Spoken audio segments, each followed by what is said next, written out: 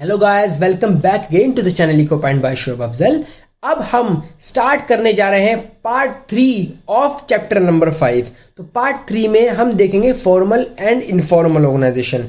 Formal organization सबसे पहले आते हैं फॉर्मल पर। फॉर्मल क्या होती है? फॉर्मल ऑर्गेनाइजेशन बहुत सिंपल सी लैंग्वेज में मैं आपको बताता हूँ, जहाँ पर हम सिस्टमेटिक काम करते हैं, रूल्स एंड रेगुलेशंस को प्रॉपरली फॉलो करते हैं, एक वेल डिफाइंड पाथ फॉलो करते हैं, प्रोसीजर फॉलो करते हैं, हम इंस्ट्रक्शंस को फॉलो करते हैं, और जहां पर ऑर्गेनाइजेशन पॉलिसीज को प्रॉपरली इम्प्लीमेंट किया जाता है वो ऑर्गेनाइजेशन स्ट्रक्चर होता है। बेसिकली क्या होता है, जहां पर रूल्स एंड रेगुलेशंस का बिल्कुल स्ट्रिक्ट नॉर्म्स होते हैं, वो फॉर्मल ऑर्गेनाइजेशन होती है। देखिए, आप अगर फॉर्मल कपड़े पहनते हो तो एक अलग से ही लगते हो, और अगर आप कैजुअल पहनते हो तो इनफॉर्मल से कबीर सिंह टाइप अलग से ही लगते हो बिल्कुल। तो देखो, when organizational structure is created to achieve systematic working and efficient utilization of resources, systematic working and efficient utilization of the resources, this type of structure is known as formal structure. जो main याद रखने वाली बात है वो मैंने आपको highlight कर दी है। क्या?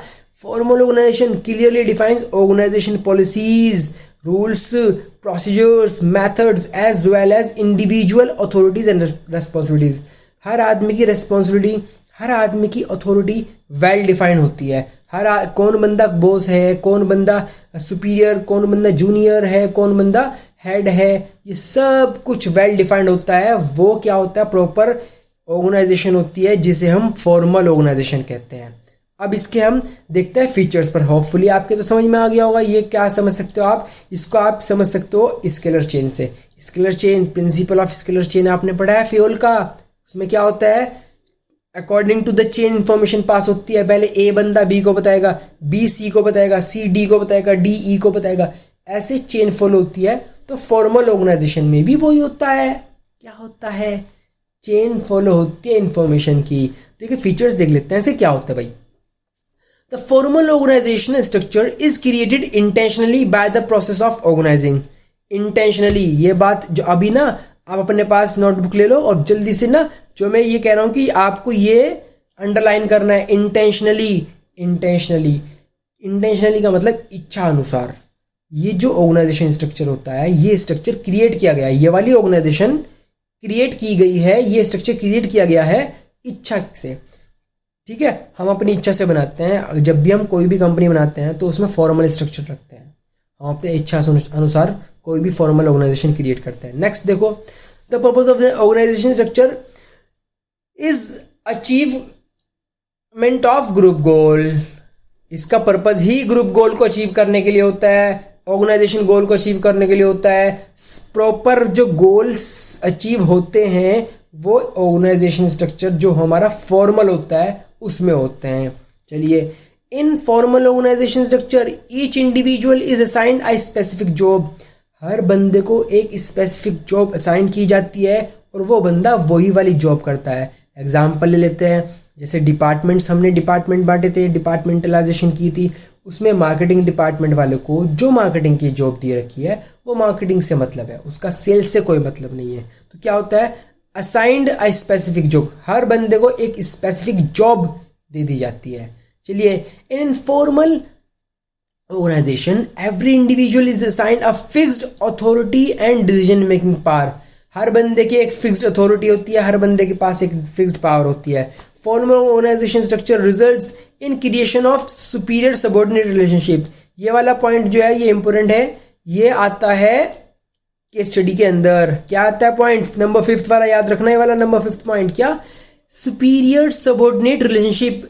कहाँ पर बिल्कुल क्लियरली डिफाइन होते हैं? वो फॉर्मल ऑर्गेनाइजेशन के अंदर होते हैं, जहाँ पर जो सुपीरियर है, कौन सबऑर्डिनेट है, ये आपको देखने से एकदम से पता लग जाएगा। वो क्या है? वो हमारी फॉर्मल ऑर्गेनाइजेशन है। Formal organisation structure create a scalar chain of communication. ये आपको पता है स्केलर चेन बनी गई है, इस टाइप की चेन बनी गई है। यहाँ पर ए बंदा बैठा है, ए बंदा बी को बताता है, बी सी को बताता है, सी डी को, ऐसे यहाँ पर ऐसे इन्फॉर्मेशन पास होती है इस टाइप से। ठीक है ना? तो ये हमारी फॉर्मल ऑर्गेनाइजेशन हो गई। अब इसके एडवांटेजेस देख लेते हैं जल्दी जल्दी, और उसके डिसएडवांटेजेस भी देखेंगे फिर हम। सिस्टमेटिक वर्किंग, आपको पता है सिस्टम से काम होता है, स्टेप बाय स्टेप एक प्रोसेस, पूरा पर्टिकुलर प्रोसेस फॉलो होता है, सिस्टमेटिक वर्किंग होती है। नेक्स्ट आता है achievement of organizational organizational objective पर ज़्यादा फोकस किया जाता है। यहाँ पर मेन बात बता रहा हूँ मैं आपको, यहाँ पर मेन फोकस किसके ऊपर किया जाता है? ऑर्गेनाइजेशनल गोल को अचीव करने के लिए। फालतू की बात कुछ नहीं होगी, इधर उधर की बात कुछ नहीं होगी, सिर्फ ऑर्गेनाइजेशनल गोल को अचीव करना है। यहाँ पर इको पॉइंट पर फालतू की बात कुछ नहीं, सिर्फ 80 आउट ऑफ 80। चलिए, formal organisation structure is established to achieve organization objective. आपको पता है ये वाली बात मैंने भी बताई है। नो ओवरलैपिंग ऑफ वर्क, कोई ओवरलैपिंग नहीं होगा, क्योंकि जब सिस्टमेटिक वर्किंग होगी, जब प्रॉपर प्रोसीजर और प्रॉपर पॉलिसीज को हम फॉलो करेंगे तो ओवरलैपिंग नहीं होगी। ओवरलैपिंग एक काम 2 या 3 बार हो जाना, तो एक काम एक ही बार होगा, क्योंकि हमने प्रॉपर एक well defined body of organization structure create कर दिया है, इस वजह से नो ओवरलैपिंग। कोऑर्डिनेशन, आपस में तालमेल बहुत अच्छा होगा, क्योंकि यहाँ पर फॉर्मल रिलेशन है ना कि इनफॉर्मल रिलेशन है। That's why every employ will coordinate to each other. तो चलिए, formal organizational structure results in coordinating the activities of various department. अलग अलग डिपार्टमेंट की सारी एक्टिविटीज को कोऑर्डिनेट किया जाएगा, क्योंकि फॉर्मल है।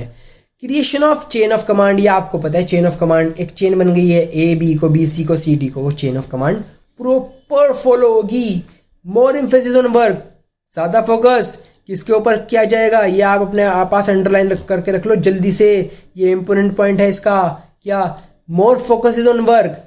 फालतू की कोई बात नहीं है, सिर्फ काम की बात होनी है। काम की बात, जब भी आप मैनेजर के कैबिन में जाओगे तो काम की बात करोगे, अदरवाइज कोई यहाँ पर हुक्का पानी नहीं चलेगा। चलिए, डिसएडवांटेजेस पे आते हैं जल्दी जल्दी।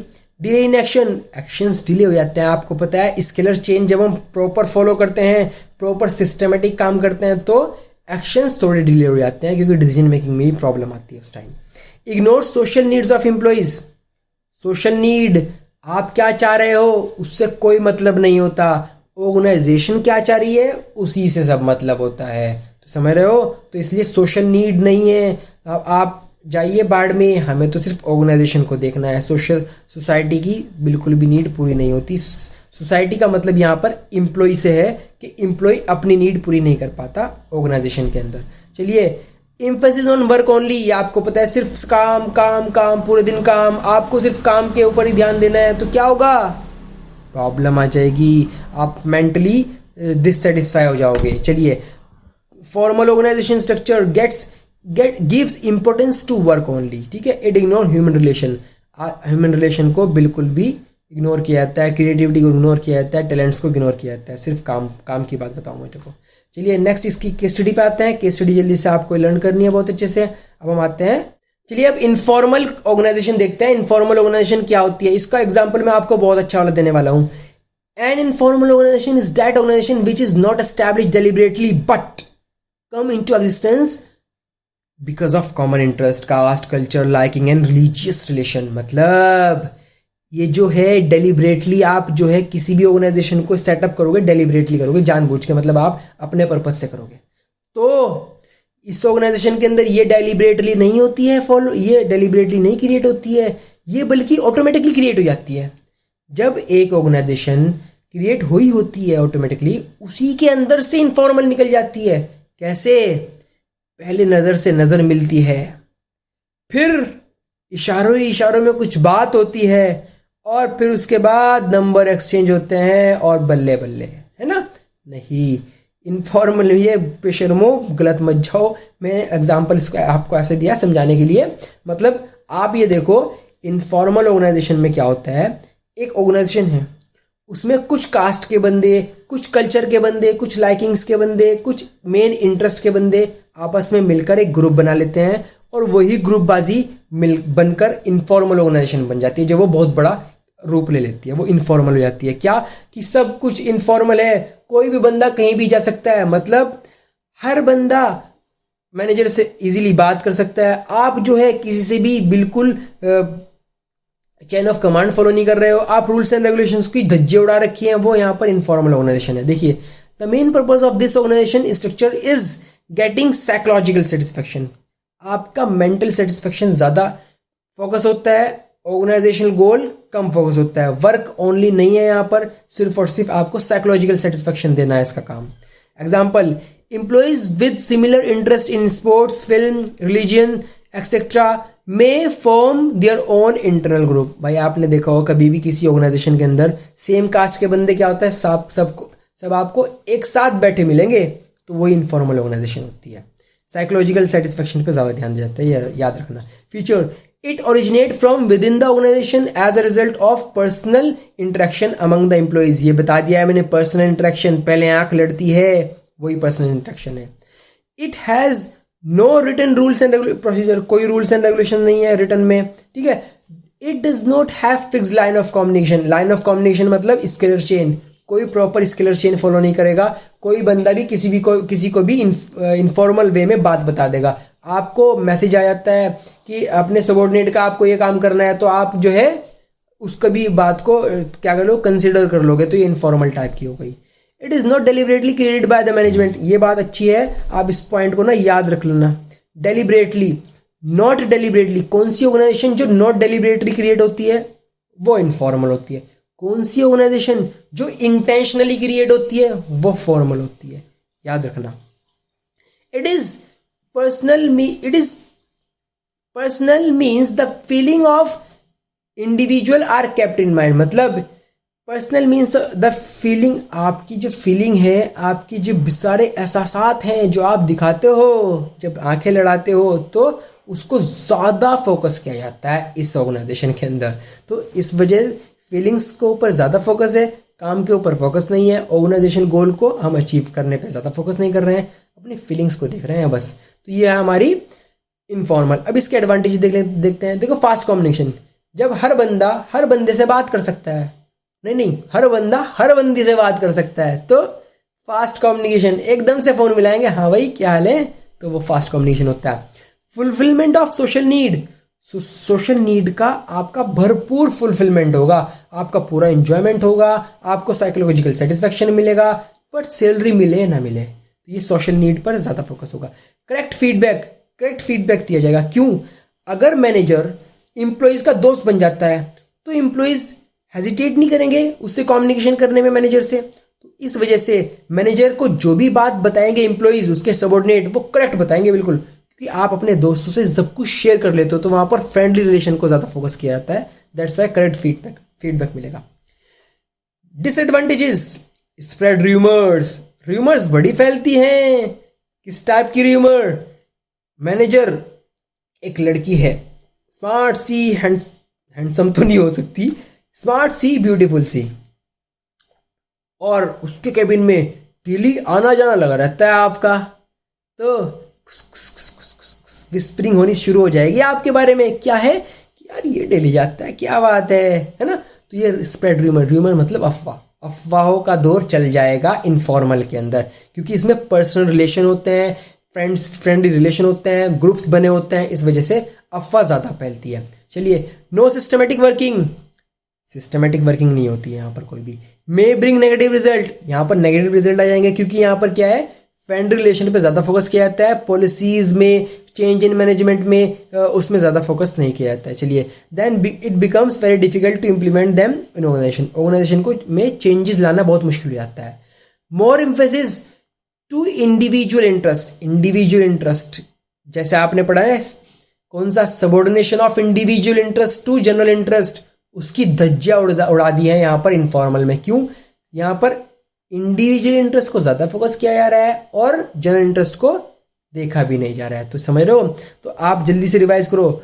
फॉर्मल में क्या देखा था आपने?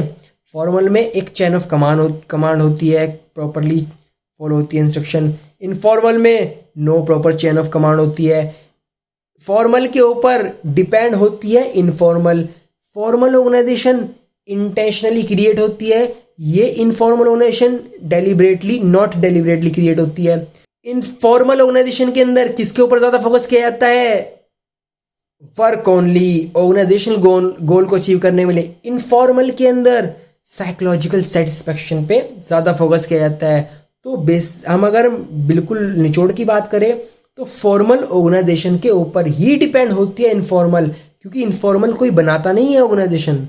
जब आप ऑर्गेनाइजेशन क्रिएट करोगे तो आप ये नहीं बनाओगे कि मेरे को इनफॉर्मल ऑर्गेनाइजेशन क्रिएट करनी है, नहीं, वो ऑटोमेटिकली क्रिएट हो जाती है। जब एक साइड टाइप के बंदे एक साथ मिलते हैं तो उनके बीच में फ्रेंडशिप होती है और फिर वो बातें बनती है, व्हाट्सएप ग्रुप बनते हैं, तो उसके बाद ये ऑटोमेटिकली क्रिएट हो जाती है। तो केस स्टडी ट्रिक जल्दी से देखो, और आपके सामने 2 केस स्टडी हैं, 2 केस स्टडी का जल्दी से स्क्रीनशॉट लो और दोनों केस स्टडी का मेरे को आंसर करो कि कौन से टाइप की ऑर्गेनाइजेशन है, नंबर 3 न करके और नंबर 4 करके, आंसर नंबर 3 और आंसर नंबर 4 जल्दी से।